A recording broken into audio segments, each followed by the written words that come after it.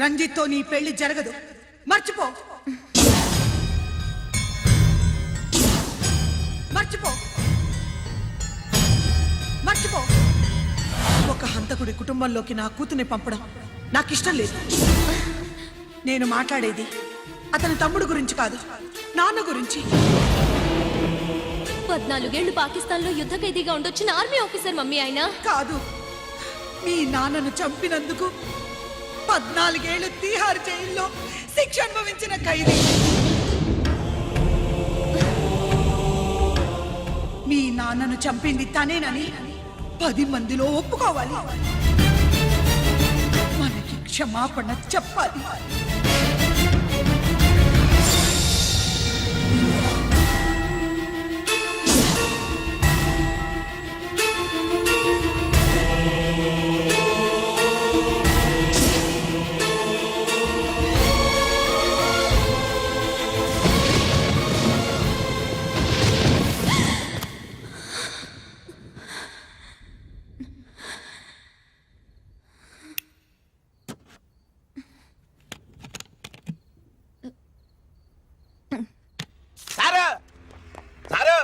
గుడివాడి కైలాసం గారి కొడుకు గారు తమను కలవడానికి వచ్చేసారు. పిలవమంటారేంటి? వాడు వచ్చాడా, నువ్వు తీసుకొచ్చావా? నాకేం తెలుసు సార్. పోనీ వాళ్ళ నాన్న తెలుసా? అమ్మతో ఆడు కూడా తెలవచ్చు సార్. పేరు గోత్రం చెప్తుంటే తెలిసేమో అనుకున్నాలే. రమ్మను. ఒరే కిరణం, నీ నాన్న గుడిని మింగేసే రకమైతే ఈడ దేశాతాబ్దంలో కట్టారు. అప్పుడెంత మింగేసినారు కూడా చెప్పేసి రకం. కొంచెం జాగ్రత్త. రే రారవే.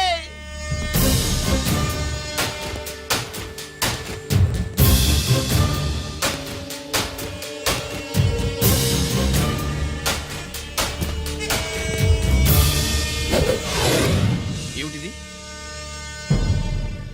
దీన్ని సూట్ కేస్ అంటారు. దీనివల్ల మన దేశంలో కొన్ని ప్రభుత్వాలే కూలిపోయాయి. నువ్వంత గొప్ప పని చేయక్కర్లేదు. జైల్లో ఉన్న మా మామయ్య కుప్పస్వామి మీద కేసు లేకుండా తప్పిస్తే ఇందులో ఉన్న డబ్బంతా నీదే. బోనస్గా నీ తమ్ముడు నిర్దోషిగా విడుదలవడానికి మేం సాయం చేస్తాం.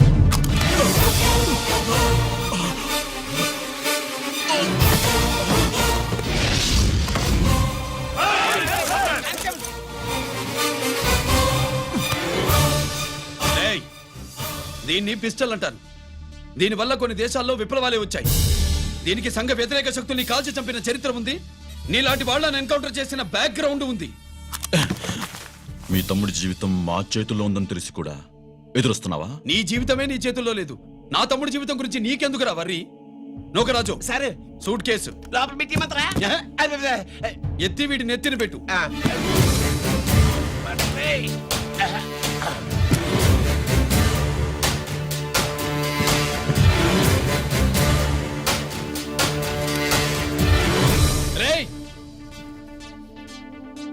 వెళ్ళి నీ బాబుకు చెప్పు, ఈ రంజిత్ కుమార్ లంచం తినడు, తిన్నది కక్కిస్తాడని.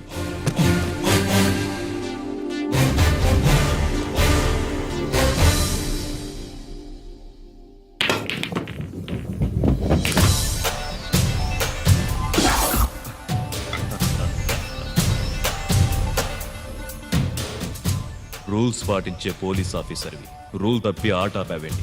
నీకు ఆడడం తెలుసు, నాకు ఆడుకోవడం కూడా తెలుసని నీకు చెప్పడానికి.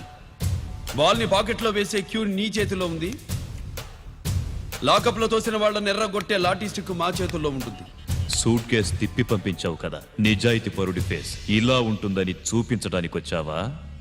అవినీతి పరుడి ఫేస్ ఎలా ఉంటుందో చూసి వేటు తప్పదని హెచ్చరించడానికి వచ్చా. ఏంట్రా మేం చేసిన అవినీతి? టెండర్లు పాడి నాసిరకం ప్రాజెక్టులు కట్టి జనం డబ్బు వృధా చేస్తున్నావా? హాస్పిటల్ కి కల్తీ మందులు అమ్మి సొమ్ము చేసుకుంటున్నావా? ఆయుధాలే కదా అమ్ముకుంటున్నావు. దీనివల్ల ప్రజలకేంటి నష్టం? ఆ నష్టం కళ్లకు కనిపించదు. తుపాకీ తీవ్రవాది చేతిలో ఉంటే అధికారులు భయపడుతున్నారు. మంత్రులు, రాజకీయ నాయకులు ప్రాణాలు గుప్పెట్లో పెట్టుకుని పాలన సాగిస్తున్నారు.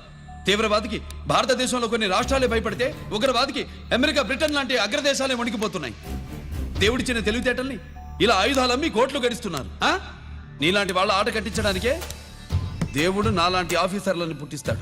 నీలాంటి ఆఫీసర్లని చెస్ బోర్డ్ లో పావుల్ని కదిపినట్టు కదిపి మా ఇష్టం వచ్చిన చోటికి ట్రాన్స్ఫర్ చేయించే కెపాసిటీ ఉన్న పార్లమెంటేరియన్ని నేను. ఆల్రెడీ మీ తమ్ముణ్ణి బోనెక్కించా. మాట వినకపోతే ఏం చేస్తావు? నీ ఇంటి పేరు గుడివాడ, నీ ఊరు గుడివాడ, చెప్పరా గుడిబేడకి ఏ పక్క నీ అడ్డ? హనుమాన్ జంక్షన్ వైపా పామర వైపా? ఈ సైడ్ అయితే ఆంజనేయ స్వామికి బలిస్తా, ఆ సైడ్ అయితే ఉయ్యూరు షుగర్ ఫ్యాక్టరీలో క్రష్ చేస్తా. Count your number of days.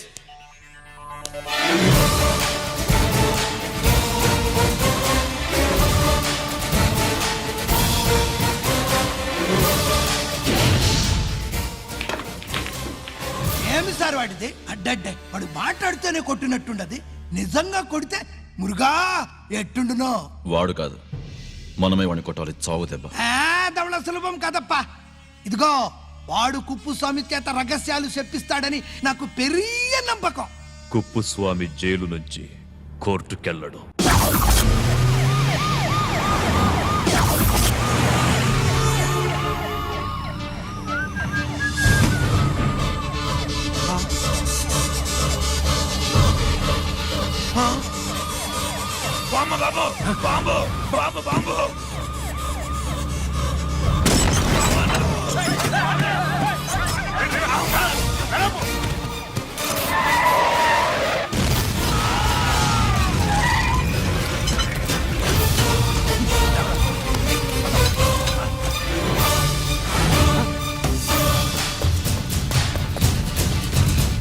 Kuppuswamy, Kuppuswamy! రేయ్ గిరి, ఆగు!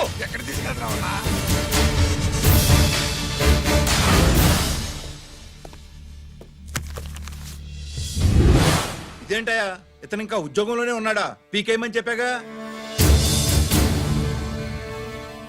చెప్ప పెట్టకుండా తీసేయడానికి ఇది పొలిటికల్ పోస్ట్ కాదు, పోలీస్ డిపార్ట్మెంట్ ఉద్యోగం.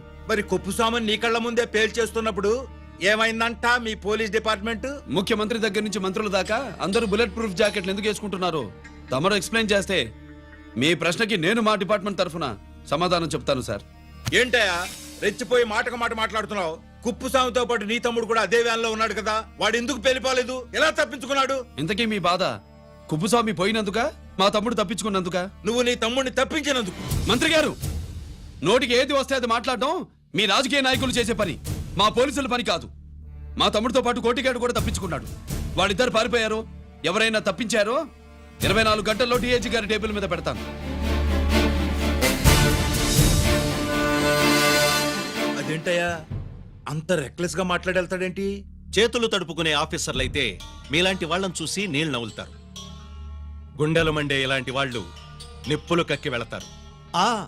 సాయంత్రం లోపతను మీ వాళ్ళను పట్టుకోకుండా చూసుకోండి.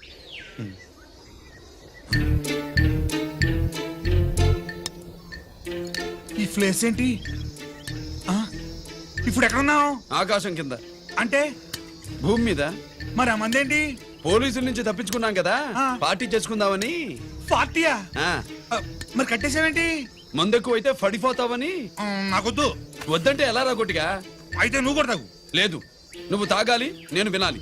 ఏం వినాలి? నువ్వు చెప్పేది. ఏం చెప్పాలి? నిజం. కుప్పుస్వామిని చంపింది ఎవరు? నాకేం తెలీదు, నాకేం తెలీదు. రేయ్!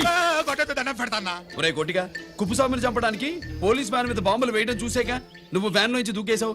నీ టైం బాగుంటే బతికావు, లేకపోతే అన్నా పొరపాటున పోయి ఉంటే ఏమైందన్నా? పవర్ పోయేది. నీ శవాన్ని తీసుకుని నేను మీ ఇంటికి వెళ్ళేవాడిని. మీ ఇద్దరు పిల్లలు నాన్న పోయావా, నాన్న పోయావా అని ఏడ్చేవాళ్ళు. బాబు ముత్తైదువులు బలవంతంగా నీ భార్య పట్టు తుడిచేసేవాళ్ళు. పార్వతి నీ దిక్కులేని శవాన్ని చితిపేర్చి నేనే అంటించేవాడిని. అది సగం గాలి ఆరిపోయేది. మిగిలిన శవాన్ని కాకులు గద్దలు తినకుండా నేనే కిరసనాలు పోసి అంటించేవాడిని. వద్దల్లా వద్దల్లా, నిజం చెప్పేస్తా చెప్పేస్తా. పోనీ ఫిట్రోల్ పోయినా అసలు ఈ కథే వద్దల్లా. వద్దు. నిజం చెప్పేస్తానల్లా చెప్పేస్తా. సరే నేరు ఇటు నా సీట్ మీద కాన్సన్ట్రేట్ చేసినారు.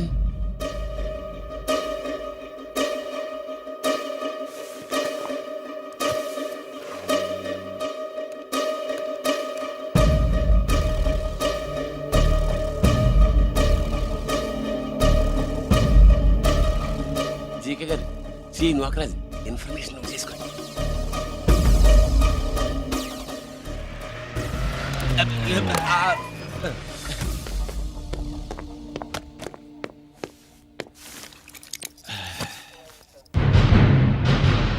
పరమేశ్వరుడికి కాదు, మనకి మూడో కనున్నాయి.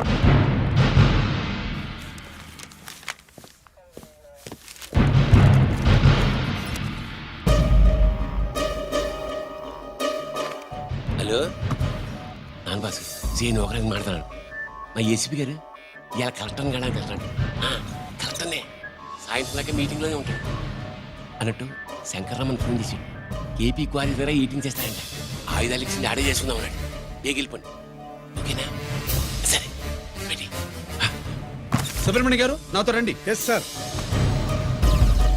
సీక్రెట్ గా కంప్యూటర్లో నా బొమ్మ చూసేయడం కాదు బాసు, రేపు ఆంధ్రదేశం అంతా పేపర్లో పబ్లిక్ గా నీ బొమ్మ చూసి చేస్తా.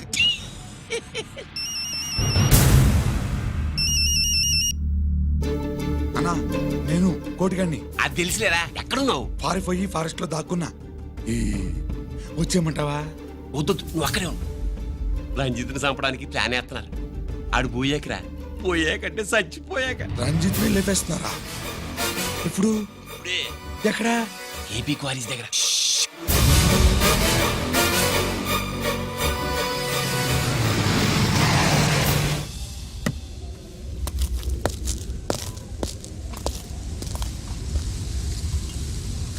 ఇక్కడే ఉండండి సార్.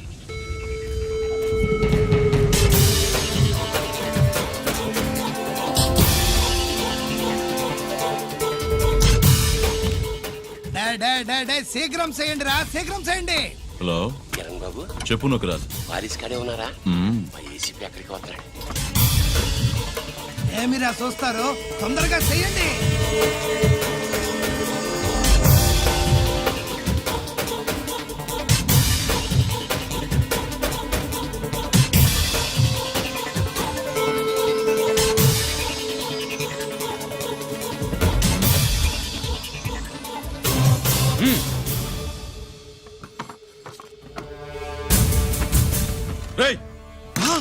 అందరూ దించండి.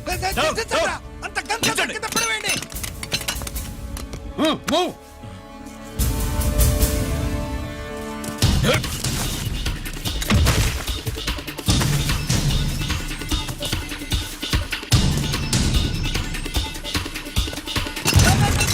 దించండి రా. వాడు బుల్లెట్ తో చావకూడదు. ప్రమాదంలో డైనమైట్ పేలి బాడీ పీస్ పీస్ కావాలా, అప్పుడుదా మనం సేఫ్.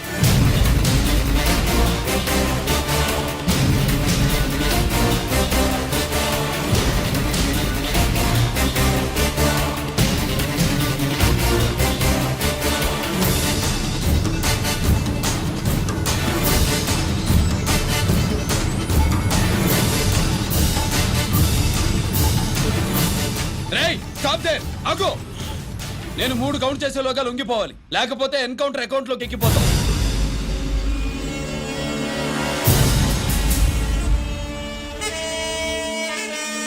1 2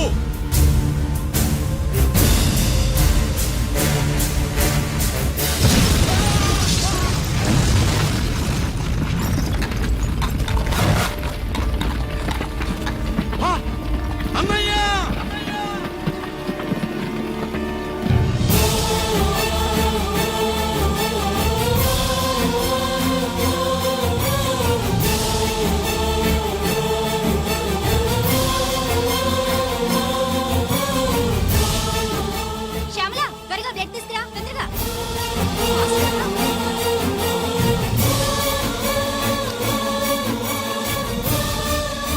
డాక్టర్, బాడీ నిండా మల్టిపుల్ ఫ్రాక్చర్స్ ఉన్నాయి.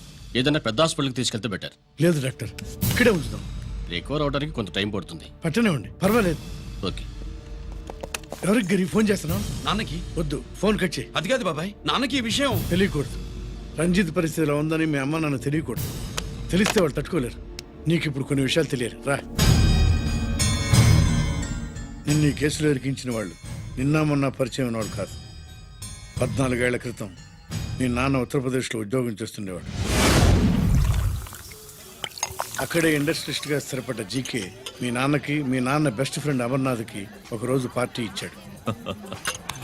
లేడీస్ అండ్ జెంటిల్మెన్, ఎక్కడో ఆంధ్రాలో విశాఖపట్నం నుంచి నేను ఈ బార్డర్కి వచ్చింది మీలా దేశ సేవ చేయడం కోసం కాదు, కాంట్రాక్టులు చేస్తూ డబ్బు సంపాదించడం కోసం. అలాగే ఇప్పుడు ఈ పార్టీ ఇచ్చేది కూడా నా స్వార్థం కోసమే. అవును, ఆ స్వార్థం ఏంటంటే మీ అందరి మధ్య నా ఏకైక కూతురు పుట్టినరోజు జరుపుకోవటం.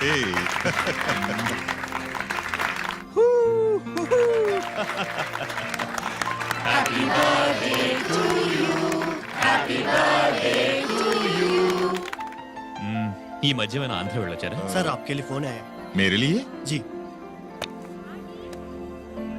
హలో సార్, నేను హెడ్ క్వార్టర్స్ నుంచి మాట్లాడుతున్నాను. Yeah hold on major confidential. Yeah ఆ గదిలోకి వెళ్ళి మాట్లాడుకోండి. నో ప్రాబ్లం, అది నా personal room. Thank you. Please excuse me. Please career. చెప్పండి అమర్నాథ్.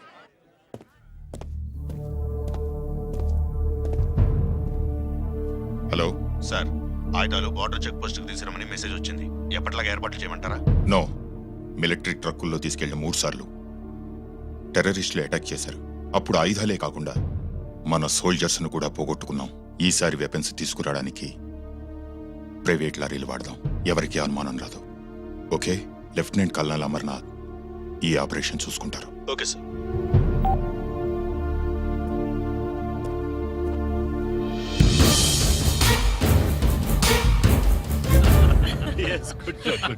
అమర్నాథ్ సార్, మనం అర్జెంటుగా హెడ్ క్వార్టర్స్ కి వెళ్ళాలి. ఈ టైంలో? Yes, it's an important operation. Okay sir. Excuse me gentlemen, we have to go. All right sir, thanks for coming. Thank you sir. నమస్తే. నమస్తే. స్వాతి, ఏంటి మమ్మీ? రామ్మా వెళ్దాం. Bye uncle. Bye sweet heart.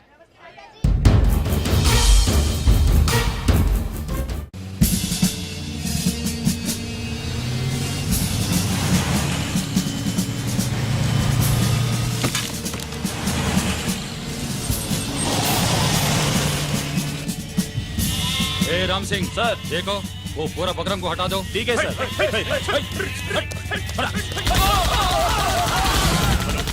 Hello sir, ఇక్కడ attack జరిగింది.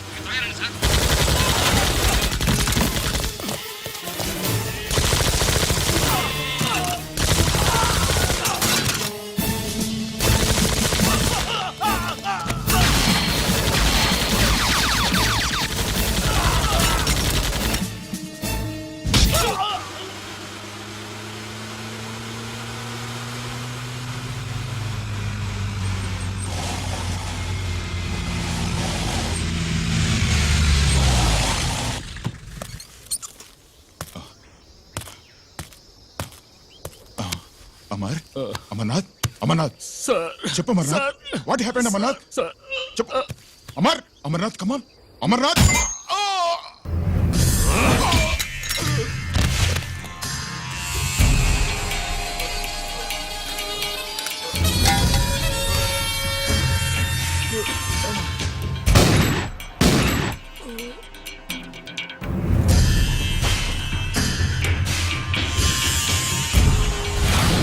నిజానికి జరిగింది ఇది. కానీ ఆ రోజు మిలిటరీ కోర్టులో అంతా తారుమారు చేశారు.